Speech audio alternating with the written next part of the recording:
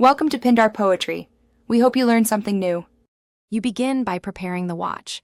Remove it from your wrist and hold it steady in a cupped hand.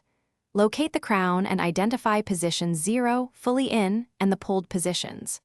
First, wind the crown gently in the correct direction for 20 to 40 full turns. You'll feel increasing resistance.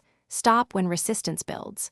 Once done, make sure the crown is still in position 0 before pulling to set time. This protects the movement and primes the watch to start running reliably. Next, you'll set the date and time with care. Pull the crown to position 1 to advance the date slowly. Remember to move hands past 12 to confirm AM versus PM so the date changes at midnight, not noon. Once the date is correct, pull to position 2 and turn the crown to set the exact time, using smooth, deliberate rotations. Make sure to finish by returning the crown to position 0.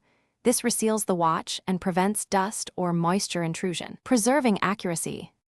Finish by pushing the crown fully in and screw it down if your watch has a threaded crown to ensure water resistance. If the watch still doesn't run, wind another 10-20 turns. Make sure you didn't hit a hard stop. Stop when you feel firm resistance. If the second attempt fails, test the power reserve duration against the spec and avoid forcing the hands. For persistent problems, you should consult a professional watchmaker. Trying to force components can cause costly damage. Thanks for watching.